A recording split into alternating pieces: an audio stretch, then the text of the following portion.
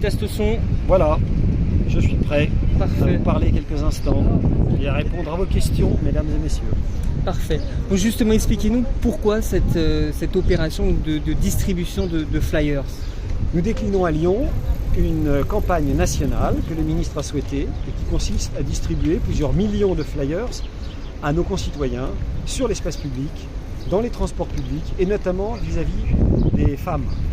Vous savez que les violences aux femmes sont un sujet qui continue d'être extrêmement préoccupant en France, notamment les violences sur la voie publique, les violences dans les transports. Donc il a été décidé par nos autorités de mener une grande campagne en demandant aux policiers, aux gendarmes, au corps préfectoral d'être sur le terrain aujourd'hui. Nous ne le serons pas qu'aujourd'hui, mais notamment aujourd'hui, c'est le début de cette campagne, pour avoir un lien avec la population qui est un lien qui est inédit. Il y a fort longtemps que la police n'a pas distribué des flyers.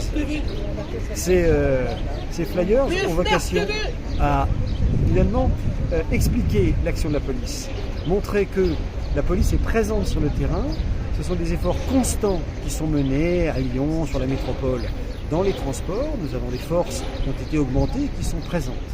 Les patrouilles sont présentes, c'est-à-dire mettre policiers et gendarmes au sol, sur le terrain, permettre de rassurer notamment les femmes qui, on le sait, sont souvent harcelées dans les transports.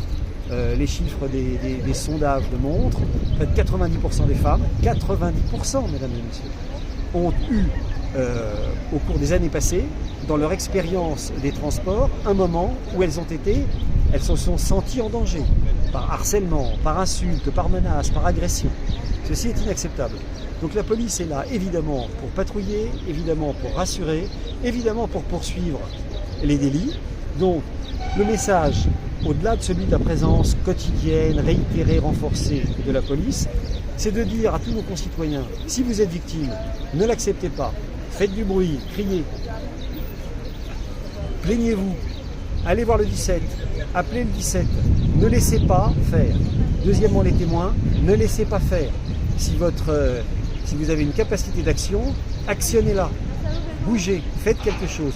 Ne laissez pas les femmes, ne laissez pas vos voisines être harcelées dans les transports en commun. C'est ça l'objet de cette campagne. Ce que j'avais demandé, c'est quand j'ai pu échanger déjà tout à l'heure avec quelques personnes qui ont récupéré ce tract, ils disent d'accord, c'est bien, mais c'est pas un tract qui va me défendre, c'est pas un tract qui va me protéger moi demain en tant que femme dans la rue. Qu'est-ce que vous leur répondez à ces femmes? Bien sûr, monsieur, que le tract ne va pas protéger en lui-même, mais c'est un ensemble. Le tract est la manifestation, d'une volonté politique de mettre plus de policiers sur le terrain, plus de policiers dans les transports, et les résultats sont là. Je vous rappelle que sur la métropole de Lyon, qui est le deuxième réseau de transport public en France, nous avons depuis 4 mois une baisse de 43% des violences dans les transports. Ce sont des centaines de personnes, des centaines et des centaines de femmes qui n'ont pas été agressées. Donc à ces gens qui disent le tract, le flyers ne me protège pas, je vous dis il y a déjà une forte implication et un fort engagement de l'ensemble des forces pour aboutir à ces résultats uniques qui sont dus, bien sûr, à l'engagement des forces, mais également à l'ensemble de nos partenariats. Le Citral, Keolis font beaucoup d'efforts pour nous accompagner dans cette politique. Et puis il y a tout ce qui concerne les suites d'une agression. Il ne faut pas rester inerte. C'est-à-dire que l'action, lorsqu'il y a une agression, lorsqu'il y a un comportement délictuel, il faut qu'il y ait une action, une réaction des femmes qui peut être dans le moment, mais on voit que c'est difficile. Les voisins, je le redis, les voisins de ce genre de comportement doivent également agir. On peut appeler très vite le 17 peut très vite intervenir. C'est avec un ensemble de mesures de cette nature que nous avons déjà commencé et que nous allons continuer à améliorer la sécurité des femmes dans les transports et sur la voie publique.